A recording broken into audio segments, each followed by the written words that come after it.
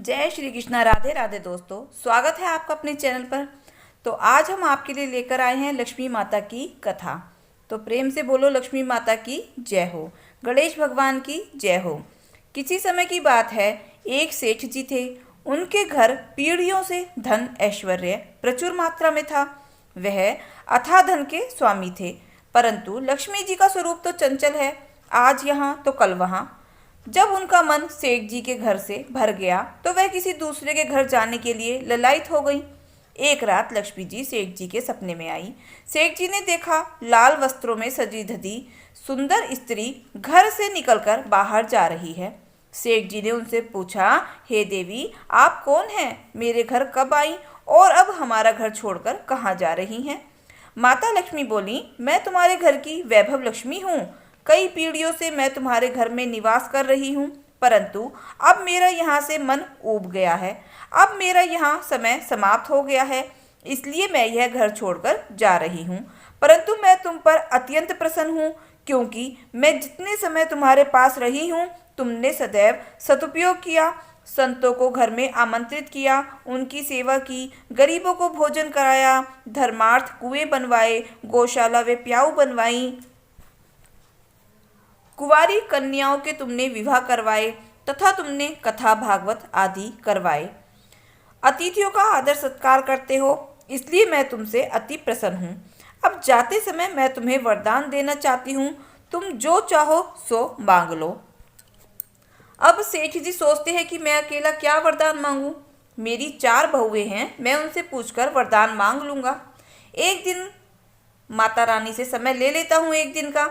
तब सेठ जी लक्ष्मी जी से बोले, माता रानी, मेरी 4 बहुएं हैं, मैं उनसे सलाह मशवरा करके सुबह आपको बताऊंगा कि मुझे क्या वर चाहिए। लक्ष्मी जी बोली, ठीक है, मैं कल फिर आ जाऊंगी, तब तुम मुझसे अपना वर मांग लेना। ऐसा कहकर माता लक्ष्मी जी अंतर्ध्यान हो गईं।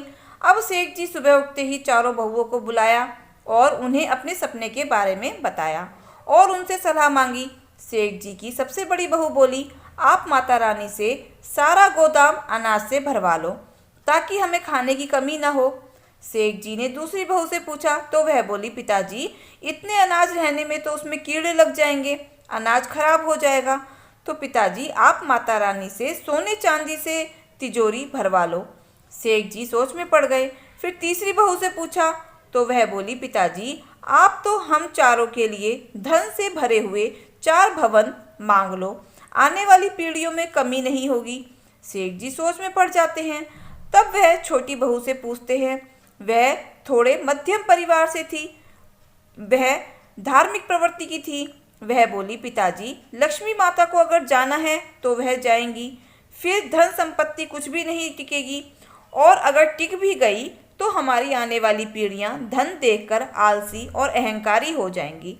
इसलिए पिताजी, आप लक्ष्मी माता से कहें कि अगर वह जाना चाहती हैं तो अवश्य जाएं, किंतु हमें यह वरदान दे कि हमारे घर में सज्जनों की सेवा पूजा होती रहे, हरि कथा होती रहे, मेहमान आए तो उनका आदर सत्कार हम करते रहें और परिवार के सभी सदस्यों के लिए प्रेम भाव बना रहे, क्योंकि अगर प्रेम भाव होगा तो कोई तकलीफ होगी तो सब मिलकर उसे काट लेंगे। सेठ जी को छोटी बहू की बात समझ में आ गई। वह खुशी खुशी रात होने का इंतजार करने लगे। रात हो गई। माता रानी फिर से सेठ जी के सपने में आई और सेठ जी से पूछा, तुमने अपनी बहुओं से सलाह मशवरा कर लिया? बोलो, क्या चाहिए? सेठ जी बोले, हे मातेश्वरी, यदि आपको जाना है तो प्रसन्न होकर जाइए, परंतु मुझे यह वरदान दीजिए कि मेरे घर में सदैव हरि कीर्तन होता रहे, संतों की सेवा होती रहे, अतिथियों का आदर सत्कार होता रहे, परिवार के सदस्यों में परस्पर प्रेम बना रहे। यह सुनकर माता चौंक गई और कहती हैं, यह तुमने क्या मांग लिया? जिस घर में हरि कथा होगी और संतों की सेवा होगी, वहाँ तो साक्षात नारायण निवास करते हैं, और जहाँ नारायण का वास होता है वहाँ तो मेरा निवास होता ही है। यह वरदान मांगकर तुमने मुझे हमेशा के लिए तुम्हारे घर में रहने के लिए विवश कर दिया। ऐसा कहकर लक्ष्मी जी सेठ जी के घर में फिर से विराजमान हो गई। तो हे लक्ष्मी माता, जैसे आपने सेठ जी पर अपनी कृपा करी, वैसे ही अपने सभी भक्तों पर अपनी कृपा बनाए रखना। कहानी अधूरी हो तो पूरी करना, पूरी हो तो मान रखना। प्रेम से बोलिए लक्ष्मी माता की जय हो। अब हम सुनाते हैं आपको गणेश भगवान और लक्ष्मी माता की एक और कथा।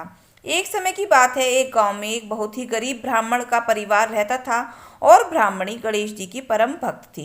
गणेश भगवान की पूजा पाठ किया करती थी। एक दिन ब्राह्मणी गणेश भगवान जी से बोली, हे प्रभु, आज घर में कुछ भी नहीं है, मैं आपको भोग कैसे लगाऊं? तब भगवान गणेश बोले, हे मैया, तू चिंता मत कर, तू लक्ष्मी जी का न्योता कर आ। तब ब्राह्मणी बोली, लक्ष्मी जी कहाँ मिलेंगी और मैं लक्ष्मी जी को क्या खिलाऊंगी?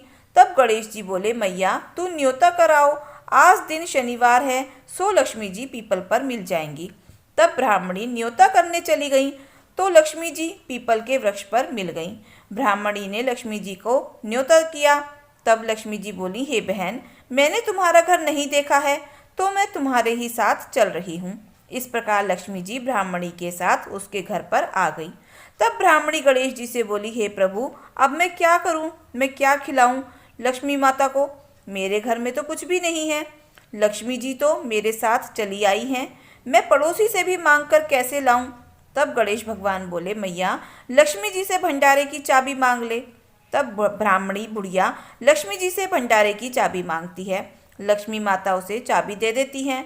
ब्राह्मणी ने भंडार घर खोलकर देखा तो उसमें भंडारे भरे पड़े थे।